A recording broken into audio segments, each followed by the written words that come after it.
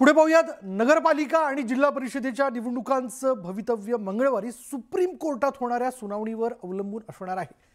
अनेक स्थानिक स्वराज्य संस्थांमध्ये 50% आरक्षणाची मर्यादा ओलांडण्यात आल्याचं सुप्रीम कोर्टात याचिका दाखल करण्यात आलेल्या आहेत। तर तेलंगणात हायकोर्टाने ताशेरे ओढल्यानंतर तिथल्या निवडणुकांना स्थगिती देण्यात आली होती। या सर्व पार्श्वभूमीवर जिल्हा परिषदच नव्हे तर नगरपालिका निवडणुकांवर ही टांगती तलवार निर्माण झाली आहे। त्यामुळे राज्याचं लक्ष उद्याच्या सुनावणीकडे लागलंय।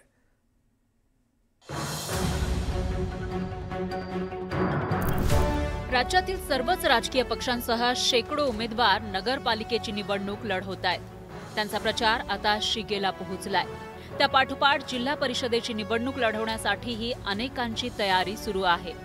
कारण राज्यातील जिल्हा परिषदांच्या निवडणुका मागील काही वर्षांपासून रखडल्यात। ओबीसी आरक्षणाचा पेच, प्रभाग रचना आणि आरक्षण फेरबदल, सरकारी यंत्रणांमधील समन्वयाचा अभाव आणि कोरोना ही निवडणुका रखडल्याची कारणं होती। पण अजूनही नगरपालिका आणि जिल्हा परिषद निवडणुकीचा मार्ग मोकळा झालाय असं म्हणता येणार नाही।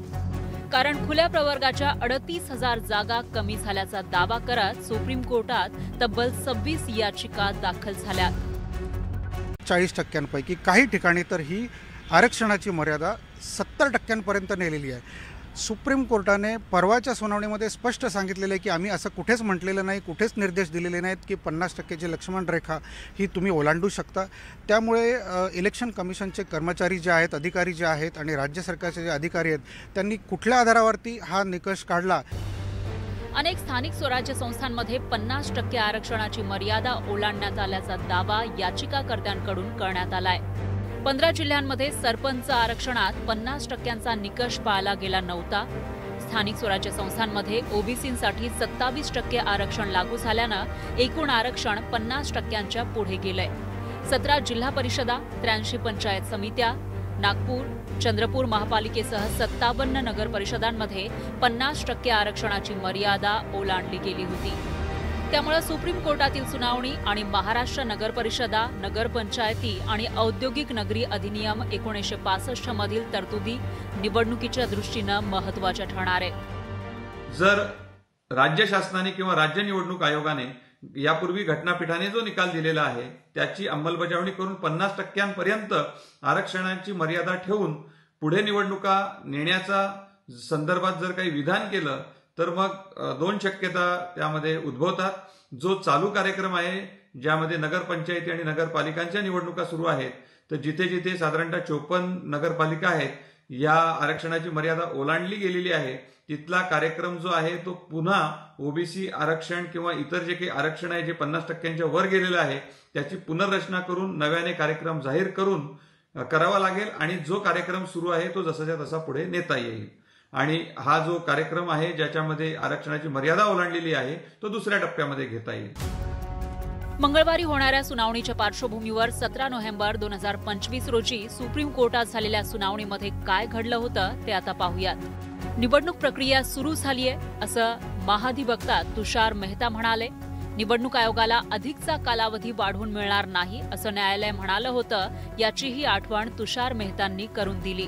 तर आम्ही असं म्हटलं की बांठी आयोगाची वैधता आम्ही नंतर तपासू, पण त्यावेळी जी परिस्थिती त्यानुसार निवडणूक होईल असं न्यायमूर्ती सूर्यकांत म्हणाले।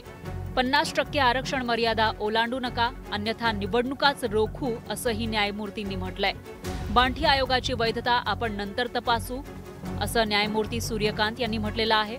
तर 50% आरक्षण मर्यादा ओलांडली जाणार नाही हा घटनापीठाचा आदेश आहे असं न्यायमूर्ती जयमला बागची यांनी म्हटलं।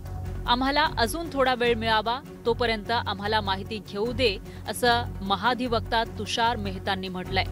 तर आमचा आदेश खूप सरळ साधा होता, तुमच्या अधिकाऱ्यांनी गोंधळ केल्याचं न्यायमूर्ती सूर्यकांत यांनी म्हटलंय। अशा शब्दात सुप्रीम कोर्टानं ताशेरे ओढत 50%ची मर्यादा ओलांडू नका असं स्पष्ट केलंय। तर आरक्षणासंदर्भातल्या या आधीच्या काही प्रकरणांमध्ये काय निकाल देण्यात आला होता तेही पाहूयात।